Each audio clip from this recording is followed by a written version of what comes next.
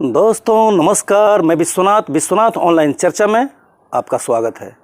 दोस्तों आज मैं चर्चा करूंगा एक ऐसे मुद्दे पे जिस मुद्दे पे आज बवाल हुआ है। जब से राकेश टिकैत ने जो किसान महापंचायत मुजफ्फरनगर में जो अभी संपन्न हुई 2 दिन पहले, उस महापंचायत में किसान नेता राकेश टिकैत ने जिस समय मंच से भाषण दे रहे थे, किसानों को, लाखों किसानों को जो संबोधित कर रहे थे, उन्होंने दो शब्दों यानी 3 शब्दों का उन्होंने नारा लगाया और किसानों से लगवाया भी। वो नारा था, सबसे पहले उन्होंने लगाया हर हर महादेव, हर हर महादेव सबने कहा। फिर उन्होंने लगाया अल्लाहू अकबर, अल्लाहू अकबर भी कहा।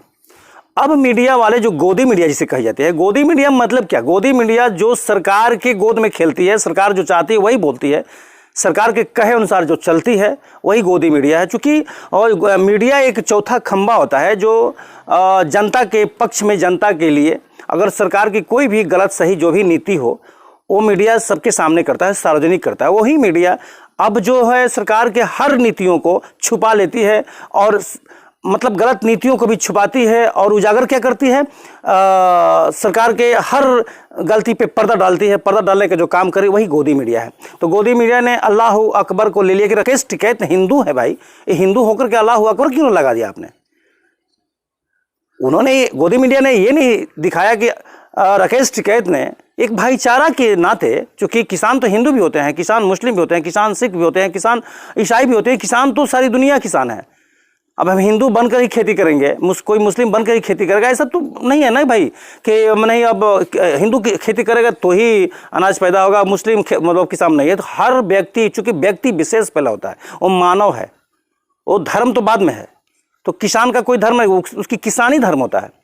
तो उन्होंने सभी लोगों को एक भाईचारा के नाते उन्होंने आह्वान लगाया, एक नारा दिया हर हर महादेव तो और अल्लाहू अकबर। तो हर हर महादेव, अल्लाहू अकबर, और उन्होंने जो बोले सो निहाल भी लगाया, सत श्री अकाल। तो कहने का मतलब है कि उन्होंने एक भाईचारे के नाते जितने तरह के लोग जुटे थे सबके लिए एक नारा लगाया ताकि सबका भाईचारा, प्रेम, मोहब्बत जो है बना रहे। अब मीडिया वाले अल्लाहू अकबर पे, अब चूंकि भारतीय जनता पार्टी की सरकार है केंद्र में, या यूपी में भी सरकार है, मुजफ्फरनगर यूपी में पड़ता है, तो गोदी मीडिया का ख्याल क्या है कि चूंकि भारतीय जनता पार्टी की जो जमीन है वो जमीन मात्र हिंदू और मुसलमान पे है, वो इस तरह का जब उसकी जमीन खिसक जाती है ना कि अब हिंदू भी अल्लाहू अकबर बोलने लगा तो फिर भाजपा के वोटर तो गए। इसके तहत अब मीडिया इस पे पर्दा डाल करके राकेश टिकैत को टारगेट करने लगी। तो राकेश टिकैत ने कहा कि नहीं भाई, हमने तो हर हर महादेव भी कहा, हमने तो अल्लाहू अकबर कहा, हमने तो सत श्री अकाल भी कहा। तो कहने का मतलब है कि इसमें बवाल कैसा? मैं क्या मतलब भगवान को, ईश्वर को हम संबोधन में अपने उर्दू में बोलेंगे तो ही सुनेंगे भगवान, हिंदी में बोलेंगे तो ही सुनेंगे भाई, किसी भी भाषा में हम बोलेंगे तो भगवान सुनेंगे? भगवान के लिए तो कोई भाषा ही नहीं होती है। अच्छा, सब भाषाओं के बोलने के लिए एक बात होता है ना कि भगवान तो कुछ मत बोलिए, ध्यान कीजिए, चिंतन कीजिए तो कनेक्शन उनका जुड़ जाता है। भाषा की तो जरूरत नहीं है भाषा पे। अब अल्लाहू अकबर अरबी शब्द है, तो अरबी में बोलेंगे तो ही भगवान सुनेंगे, और हिंदी में बोलेंगे तो ही हर हर महादेव सुनेंगे। किसी भी भाषा में बोलेंगे तो सुन लेंगे, नहीं भी बोलेंगे तो भी सुनेंगे। बस एक चिंतन, एक ध्यान होना चाहिए उन पे, एक विश्वास होना चाहिए। विश्वास नहीं तो फिर ईश्वर कभी सुनते नहीं है। दूसरी बात, तो आइए हम इतनी गहराई पे नहीं जाते हैं, हम मूल शब्दों पे रहते हैं कि आखिर हमारे अंदर विवाद क्यों होता है, हम विवाद, किसी भी शब्द पे विवाद क्यों करते हैं जब हम उसको नहीं समझते हैं। हम लोग नहीं समझेंगे तो भाई लड़ेंगे ही, तो लड़िए मत, पहले समझिए तो शब्द को कैसे समझेंगे। क्योंकि शब्द तो एक भाषा अभिव्यक्ति की एक माध्यम है कि सब किसी भी भाषा में किसी भी अपने अंदर के भाव को हम किसी दूसरे पे व्यक्त करेंगे तो एक भाषा बनाई गई है जिसके अनुसार में एक सामाजिक व्यवस्था है। कौन भाषा गलत है, कौन सही है, ये कहना बड़ी मुश्किल है, चूंकि नहीं कहा जाता है। चूंकि भाषा तो बस मात्र एक अभिव्यक्ति है और कुछ नहीं है। उर्दू है या हिंदी है या इंग्लिश है, कुछ भी हो, लेकिन भाषा होती है, एक अभिव्यक्ति ही उसको समझना चाहिए। तो कहने का मतलब है, अब हम 2 ही शब्द को यहाँ लेते हैं, चूंकि इस पर विवाद है, एक बहुत बड़ी दीवार है नफरत की दीवार। अल्लाह अकबर से हिंदू को नफरत है, हर हर महादेव से मुसलमान को नफरत है, तो नफरत मत कीजिए भाई, नफरत के शब्द नहीं है, पहले इसको शब्द, इन शब्दों को समझिए। अब मुसलमान लोग अल्लाह अकबर कहते हैं, वैसा लगता है कि मैंने एक किसी शक्ति का आह्वान करते हैं, और हर हर महादेव हिंदू कहते हैं। तो भाई ईश्वर को बोल देने से वो सुन थोड़े लेगा, सुनाने का, उस ईश्वर को बताने का एक तरीका होता है जो हम उससे कैसे जुड़े। तो हम उतनी गहराई में नहीं जाएंगे, लेकिन इस साधारण तौर पर इन दोनों शब्दों का मतलब को आज हम चर्चा करेंगे अपने इस चर्चा कार्यक्रम में। तो चूंकि अब जो है पहले लेते हैं हम हर हर महादेव को। तो हर हर महादेव शब्द क्या है? हर हर महादेव, देखिए किसी भी शब्द को समझने के लिए पहले उसको, चूंकि हर शब्द जो होता है ना अक्षरों के मेल से बना है, और कोई शब्द ऐसे हैं जो दो शब्दों के मेल से बने हैं, चूंकि उसका निर्माण हुआ है। तो हर हर महादेव का निर्माण कैसे हुआ? हर हर महादेव, महादेव कौन है? महादेव, चूंकि महादेव तो साधारण शब्द पे हम समझेंगे, तो अब जैसे मान लीजिए एनर्जी के स्रोत को हम खोजें, तो घर में एक बल्ब जलता है, बल्ब में क्या है? एनर्जी है, पावर है, वो बिजली है। बिजली के द्वारा वो बल्ब जो है प्रकाश, चूंकि अंधेरा में अगर बल्ब लगाएंगे तो बिजली जब आएगी तो प्रकाशित हो जाता है। लेकिन हम वहाँ सोचें कि यह बिजली कहाँ से आ रही है, इसका सेंटर कहाँ है, तो बिजली देखेंगे कि भाई ट्रांसफार्मर से आ रही है, नहीं, और उससे भी बड़ा क्या है, तो फिर चले जाएंगे, आगे बढ़ेंगे कि पावर ग्रिड से आती है, फिर वो उससे आगे बढ़ेंगे, भाई बिजली कहाँ पैदा होती है, तो उधर पानी से भी बिजली पैदा होती है, कोयला से भी बिजली पैदा होती है, एनर्जी जहाँ से ली जाती है, तो वहाँ पे जाएंगे, भाई वहाँ से बिजली आती है। फिर उससे ऊपर जाएंगे, भाई इससे बड़ा कौन, तो उससे ऊपर जाएंगे, भाई ये पानी में बिजली कहाँ से आ गई, लकड़ी में बिजली कहाँ से, पत्थर में बिजली है, ये कोयले में बिजली कहाँ से आ गई, तो फिर उसका दूसरा स्रोत खोजेंगे। तो भाई तो सबसे बड़ा स्रोत है सूर्य, क्योंकि सूर्य से ही एनर्जी आती है। सूर्य ही इस पृथ्वी के लिए, चूँकि विज्ञान भी इसको मानता है कि सूर्य ही एनर्जी का केंद्र है। अगर लकड़ी में, पानी में, हर चीज़ों में वो एनर्जी है, और वो एनर्जी कहाँ से आती है? सूर्य से आती है। अब सूर्य से बड़ा कौन है? यही अदृश्य है, उसको महादेव कहते हैं, उसका अनंत है, महादेव अनंत है। तो जो पूरे मतलब जितना हमारी नज़र जा रही है, हम ब्रह्मांड को जितना समझ रहे हैं, उस ब्रह्मांड की जो अंतिम शक्ति है। अब जैसे रदरफोर्ड ने परमाणु का जो एक परिभाषा दी थी ना, कि परमाणु क्या है, तो परमाणु वह है कि किसी भी चीज़ को लीजिए, तोड़ते जाइए, तोड़ते जाइए, तोड़ते जाइए, अंतिम जब जगह आएगी वहाँ एक छोटा सा कण मिलेगा, वो फिर टूटेगा नहीं, तो जहाँ से टूटना बंद हो जाएगा, चूँकि टूटेगा तो बहुत बड़ा विस्फोट होगा, उन्होंने कहा है रदरफोर्ड ने। तो अंतिम यानी कि किसी भी कण के अंतिम कण को परमाणु कहते हैं। उसी तरह से ईश्वर जो है अलौकिक जब होता है या निर्गुण में होता है, वो पूर्ण ब्रह्म है, तो शून्य है, और शून्य पूर्ण है। ये देखिए ईश्वर की कृपा है। तो हम अंतिम वह कण उसको खोजते हैं, तो बहुत बारीक है, बहुत शून्य है, उसका मतलब उसका नाम नहीं ले सकते हैं, वो अकल्पनीय है, अनंत है, इसलिए ईश्वर को अनंत कहा गया, और आदि भी कहा गया है। तो उस महादेव को, उस ईश्वर को जिसने इस सृष्टि, जिससे ये सृष्टि संचालित होती है, और वो रहता कहाँ है, तो उसके पावर को समझना है। तो देखिए पावर ऐसा समझा जाता है, चूँकि हवा भी देखते हैं हम, ये उसकी शक्ति है, तत्व है। तो सृष्टि के अंदर 5 तत्व जो दिए गए हैं आप जानते हैं, छित जल पाव गगन समीर। तो एक तत्व पहले है, पहले ईश्वर तत्व, जो अनंत है, जो अकल्पनीय है, जो महादेव है। तो उस अकल्पनीय शक्ति एक तत्व से 5 तत्व बना, छित जल पाव गगन समीर। चूँकि एक ही तत्व है जो कि ये 5 तत्व आप देख रहे हैं, धरती आकाश जमीन अग्नि पानी हवा, जो भी देख रहे हैं आप, ये एक ही तत्व से, और इन 5 तत्वों से अनेक तत्व हैं। अब पृथ्वी को लीजिए, 5 में से एक पृथ्वी है, तो पृथ्वी के अंदर क्या नहीं है? कोयला है, तांबा है, हीरा है, सोना है, मैंने अनेकों तत्व इसमें है। तो उसी प्रकार से अब सोना है, तो सोना पीला ही क्यों रहता है? उसके अंदर क्या चीज़ है जो पीला है? वही ईश्वर है, जो अकल्पनीय है, जिसको वर्णन हम नहीं कर सकते हैं। हमने एक वीडियो बनाया था पहले, धर्म का जो विश्लेषण था, उसमें मैंने ये बात कहा था कि हम अगर किसी चीज़ का भोजन करते हैं, अब हवा ही ले लीजिए, हवा का हम श्वास मतलब हमारे अंदर जाता है तो हम जीवित है, क्योंकि शरीर एक मशीन है। तो मशीन यह जीवित कैसी रहती है, तो हवा से जीवित रहती है। चूँकि जैसे मोटरसाइकिल चलती है, तो मोटरसाइकिल तो एक मात्र मशीन है, उसमें पेट्रोल भरते हैं तो पेट्रोल से एनर्जी मिलती है, वो एनर्जी दिखती है, पेट्रोल दिखता है, लेकिन पेट्रोल में वह कौन पावर है जो जो चूँकि पेट्रोल पानी की तरह भी होता है, एक द्रव है पेट्रोल। तो द्रव तो बहुत कुछ है, दूध भी द्रव है, किसी फल का जूस भी द्रव है। तो सबसे तो गाड़ी चलेगी नहीं, मतलब तेल ले लीजिए तो बस सरसों का तेल है, बृहस्पति का तेल है, वो पेट्रोल जो है, पेट्रोल से ही गाड़ी संचालित करती है, उसमें एनर्जी है। वो एनर्जी पेट्रोल में दिखता थोड़े है, कैसे देख लेंगे एनर्जी को? तो फिर वही ईश्वर है, वो पावर है, वो शक्ति है, वो महसूस किया जाता है। अब जैसे हम कोई भी चीज़ का स्वाद लेते हैं, खाते हैं, भोजन ले लीजिए साधारण तौर पे, तो भोजन में एक स्वाद आता है, तो स्वाद आता है तो उस स्वाद का नाम कुछ नहीं है। अब रोटी कैसी लगती है? मीठी लगती है, तो मीठी तो हर चीज़ है, वो शब्द हम नहीं कर सकते हैं। अब गन्ना का जूस पी रहे हैं भाई, वो भी मीठा लगता है, लेकिन उसका मीठा किस टाइप से मीठा है? तो हर चीज़ मीठा है, गुड़ भी मीठा है, चीनी भी मीठा है, हर चीज़ मीठा है, लेकिन वो मीठा कैसा है उसका नाम हम नहीं बोल सकते, वही ईश्वर है। तो जहाँ पे हम सोचते जाते हैं, उस अंतिम सोच के बाद जिसका अस्तित्व है, तो निर्गुण है, सरगुण स्थित है। सरगुण में वो ब्रह्मांड दिख रहा है, वो एक पंचतत्व में वो मतलब वो उसको दर्शन कर सकते हैं। लेकिन वही पंचतत्व वही एक तत्व से निकला है, वह एक तत्व ईश्वर महादेव होता है, देव के देव। अब जैसे एक ट्रांसफार्मर है, अब वह ट्रांसफार्मर जुड़ा हुआ है कहाँ से? तो जहाँ से पानी, जहाँ से बिजली पैदा होती है, तब वहाँ से पावर ग्रिड में, फिर वहाँ से मतलब बड़े ट्रांसफार्मर में, फिर वहाँ से छोटे ट्रांसफार्मर में, फिर छोटे ट्रांसफार्मर में।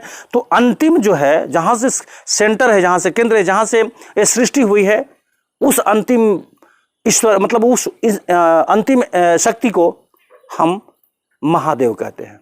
देवों के देव महादेव, यानी कि अब जैसे बताया ना मैंने कि ट्रांसफार्मर से ट्रांसफार्मर, और वो एनर्जी कहाँ पहुँचती है? तो सूर्य से निकलती है, तो सूर्य क्या महादेव हो गया। ये मैं समझने के लिए एक चर्चा कर रहा हूँ आपसे। इसके बाद अब उस महादेव, हर महादेव, चूँकि वही असीम शक्ति जो है, जो हम जीवों को, चूँकि जीव केवल मनुष्य ही में जीव नहीं है, ईश्वर अंश जीव अविनाशी, जो हमारे तुलसीदास जी ने लिखा है, हर जीवों में ईश्वर है।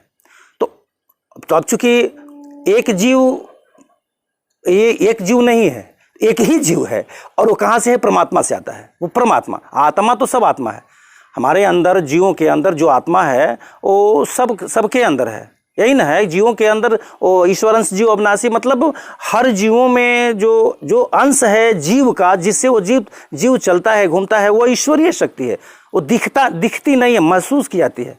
वो कहाँ से संचालित होती है? तो महादेव से, और उसके गति और उसके यहाँ कर्म जो है उससे। तो ये एक आदमी भावना बनाया है, एक आह्वान करता है कि हे ईश्वर, हमारे अंदर के मैंने जो भी ये संसार में हम लिपटे हैं, मेरी बुराई, विषय भोग है, बुराइयां हैं, अहंकार है, लोभ है, लाभ हानि का जो चक्कर मरते, इसको हर मने दूर करना। हर महादेव, यानी हम जो मतलब यहाँ पे जो भी गलत सही क्या करते हैं, मुझे तो पता नहीं कौन काम गलत है कौन सही है, तो क्या गलत है क्या सही है ये आप देखते हो ईश्वर, तो इसको हर लो। तो चूंकि कनेक्टिविटी के लिए, ईश्वर से कनेक्टिविटी के लिए ये नहीं कि हम उनको मतलब तार कोई जोड़ा जाता है, क्योंकि उसके ध्यान से ध्यान, आत्मा का आत्मा से, वो भी आत्मा है, वो महाआत्मा, उसको परमात्मा कहा गया। तो इस आत्मा का कनेक्शन उससे करेंगे तो उसका एक ही माध्यम है ध्यान, चिंतन। क्योंकि चिल्ला देने से, बोल देने से वो थोड़ा सुनता है, जब आत्मा से आत्मा का चिंतन होगा, अंदर में होता है। खैर हम इसमें नहीं जाएंगे, लेकिन ये जान लीजिए कि हर महादेव का मेन मूल मंत्र है। क्योंकि ट्रांसफार्मर को चिल्ला देने से वो बल्ब वहाँ से बैठ के चिल्लाएगा कि हमारे अंदर बिजली भेजो, चिल्लाने से थोड़ा था, उसके लिए एक माध्यम तार बनाया गया है। क्योंकि यहाँ से लेकर के उस ट्रांसफार्मर तक तार जोड़ा जाएगा तो फिर बिजली आएगी। उसी तरह से हमारा जो कनेक्टिविटी है, वो चिंतन है, माध्यम है। वो ईश्वर का जो मतलब एक चिंतन सोचते हैं कि वो कहाँ है, तो उस कनेक्टिविटी वो आत्मा से परमात्मा की हो जाती है। तो यहाँ पे हर महादेव किसको कहते हैं? जो अंतिम, जो हमारे एनर्जी के जो स्रोत हैं, जो शक्ति, सृष्टि के मुख्य जो स्रोत, मतलब जो सृष्टि करता है, जो एक तत्व से कई तत्व बनाता है, वहाँ पे हमारी चलती है, वो अकल्पनीय है। तो हर महादेव, यानी कि हम जो भी अच्छा बुरा जो भी करते हैं, इसको हर लो प्रभु। और उसी तरह से अल्लाह अकबर है। तो अल्लाहु अकबर, अब तो साधारण तौर पे भी आप ये चर्चा कर सकते हैं। अल्लाह, अल्लाह जो शब्द है, देखिए अब अंग्रेजी में ऑल बोलते हैं, ऑल इन ऑल, तो मतलब भाषा के अनुसार ईश्वर, अब क्या किसी भाषा में ही बोलेंगे तो ईश्वर सुनेंगे भाई, भाषा ईश्वर हम तो कह रहे हैं ईश्वर तो किसी भी भाषा में सुन सकते हैं, नई भी भाषा कोई है बस चिंतन कीजिए ईश्वर सुन लेगा। तो अल्लाहु अकबर जो मुसलमान भाई हमारे उनको याद करते हैं, उसी शक्ति को, जिस शक्ति की हम अभी चर्चा कर रहे थे कि वह शक्ति जो मतलब महसूस की जाती है, वो अनंत है, शून्य है और निर्गुण है, सरगुण भी है, बस उसको महसूस करना है कि उसकी एनर्जी कहाँ कहाँ है। तो अल्लाहु अकबर मैंने अल्लाह माने जो नहीं, आदमी बोलता है कि ये सामान अल्लाह दर्जे का है, मतलब सबसे सुंदर है। तो उसी प्रकार से अकबर, बर मैंने क्या होता है, क्योंकि बारात चलती है, जहाँ जाती है बारात तो बर के लिए जाती है। वो बर कौन होता है, जो बरातियों में सर्वश्रेष्ठ जो होता है वही बर होता है। तो इस सृष्टि का सबसे सुंदर, इस मान लीजिए कि यह सृष्टि एक बराती है, उसका बर कौन है भाई?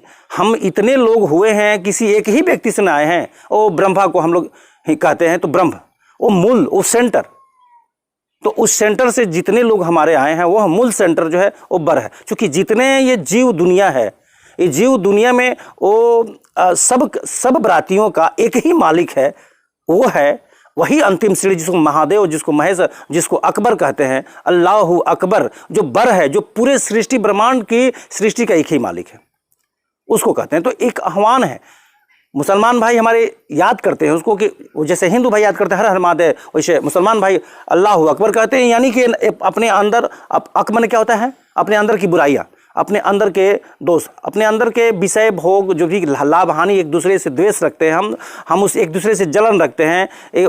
हमारे अंदर भी जीव वही है जो किसी दूसरे मनुष्य के अंदर वही जीव है। मानव जगत है, मानो उसका हम एक दूसरे से जो जलते हैं कि नहीं वो दूसरा है, तो दूसरा नहीं है, हमारी बस समझ की शक्ति है, हमारी ये शक्ति उसके अंदर है। तो इन सारे जीवों के एक ही वो अकबर होता है, जो इन सृष्टि का मालिक होता है, जो बर होता है, उसको याद करना। तो दोनों बात तो सेम ही है, हम हर हर महादेव कहे चाहे अल्लाहु अकबर कहे, तो फिर इसमें विवाद कैसा? ये विवाद देखिए वही लोग करते हैं ना, जो इस मतलब वो हमेशा समाज को ठग करके जो अपना काम चलाते हैं, मायावी संसारिक दुनिया के लिए, अपनी रोजी रोटी सेकने के लिए। तो रोजी रोटी किसी में झगड़ा लगाई कि हम सेकेंगे? क्या झगड़ा में प्रेम भाईचारा से रोजी रोटी नहीं आएगी? अपनी दुनिया नहीं, अपनी दुकानदारी नहीं चलेगी। लेकिन हर भाषा में सभी लोग नहीं होते हैं, कुछ लोग ऐसे होते हैं जो धर्म के, जो भाषा के, माने वो हर चीज़ के जो चलन है, जो परंपरा बनी है, जो ईश्वर की द्वारा मिली हुई है, उस चीज़ के भी वो ठेकेदार बन जाते हैं। और ठेकेदार बनकर एक पार्टी बना लेते हैं, भाई ये हिंदुओं के लिए है, ये मुसलमानों के लिए, ये सिखों के लिए, ये ईसाइयों के लिए। यही चूंकि वो ठेकेदार बन गए हैं, तो वो नहीं चाहते हैं कि ये बात आम लोग समझे, ताकि इनमें झगड़ा रहेगा तो भी हमारी रोजी रोटी। और ये राजनीतिक लोग जो है वो हिंदू मुसलमान में इसलिए लड़ाते हैं कि एक मेरे पक्ष में हो जाएगा, एक उसके पक्ष में होगा, तो हमारी सरकार बन जाएगी। तो अपनी रोजी रोटी सेकने के लिए ये लोग दीवार खड़ी कर देते हैं। वो दीवार क्या होती है? नफरत की दीवार। तो नफरत की दीवार में आम पब्लिक से या अपील करता हूँ कि आप नफरत की दीवार को तोड़िए, खत्म कीजिए, भाईचारा प्रेम से रहिए। चूंकि हर शब्द का एक ही अर्थ होता है, एक ही जगह पहुंचेगा। आप अर्थ करके देख लीजिए, उसको छोटा करके देख लीजिए। अल्लाह वही अल्लाह जो जिसको महा बोलते हैं, वही अल्लाह है, ऑल है, वो सर्वश्रवा है, उस सर्वशक्तिमान है। अल्लाह अक माने हम अपने याद करते हैं कि हे मतलब हमें मुक्त कर दो हमारे पापों को, हम जो विषय भोग, जो भी हम अपने गलत वृत्तियाँ हम जो अपनाए हैं उसको दूर कर दिए, हमें ज्ञान दीजिए। यानी हमें, चूंकि बिना ज्ञान हुए हम ईश्वर को नहीं जान पाएंगे, हम ईश्वर को नहीं समझ पाएंगे। इसलिए वह ज्ञान दो जिससे मैं आपसे जुड़ जाऊं, आपसे मैंने कनेक्शन कर लूं, जो कर लूं। कई भाषाओं में, कितनी भाषाओं में आप ईश्वर से जोग कर सकते हैं। क्योंकि ईश्वर से इसलिए हम जोग चाहते हैं कि चूंकि ईश्वर से जोग के बिना हम जिंदा रह ही नहीं सकते हैं। चूंकि बिना हवा के हम जिंदा रह नहीं, वही ईश्वर की शक्ति है। बिना सूर्य के प्रकाश के हम जिंदा रह ही नहीं सकते हैं, उससे कनेक्टिविटी हमारी है। बिना हुआ अकबर जो सबसे श्रेष्ठ है, उससे हमारी डायरेक्ट कनेक्टिविटी है, नहीं है वही। हमारा शरीर एक मृत प्राण है, ये मृत है, इसमें प्राण जो देता है वही जो एनर्जी देता है वो डायरेक्ट संचालित करता है ईश्वर। वो जो बल्ब जलाता है हमारे अंदर का जो बल्ब, ये श्वास जो चल रहा है मैं बोल रहा हूँ, यही ईश्वर की शक्ति है, ये उनसे आती है डायरेक्ट। वो हवा के द्वारा हमारे द्वारा पहुँचाते हैं, वो एनर्जी यानी पावर के द्वारा, वो पानी के द्वारा हमारे पास पहुँचाते हैं, वो डायरेक्ट कनेक्टिविटी है। वो बारिश के रूप में पानी देते हैं कि सागर में, समुद्र में, नदियों में पानी देते हैं, वो डायरेक्ट हमें जिंदा रखे हैं, हम जिंदा नहीं है। तो दोस्तों, किसी भी शब्दों का अर्थ लगाने के लिए हम साधारण से साधारण तरीकों से उसको जब तक, चूंकि चिंतन हम नहीं करेंगे तो कुछ समझ नहीं आएगा। हम दुनियादारी को बाहर देखेंगे तो अंदर नहीं दिखेगा, अंदर में ईश्वर है। तो अंदर देखिए कि दीवार, ये जो नफरत की दीवार है वो खत्म हो जाएगी, अपने आप खत्म हो जाएगी। अंदर देखिए, बाहर मत देखिए, तो ईश्वर समझ में आएगा कि ईश्वर का रंग एक ही होता है, रूप एक ही होता है, उसका कोई रूप नहीं होता है। यही उसकी सच्चाई है। अब इसमें नफरत की दीवार कहाँ खड़ी है? भाषा में मत जाइए, क्योंकि भाषा एक अभिव्यक्ति है। वो अरबी, इंग्लिश, हिंदी भाषा से ही ईश्वर नहीं सुनता है, वो किसी भी भाषा से सुन सकता है। तो दोस्तों, आज के वीडियो में बस इतना।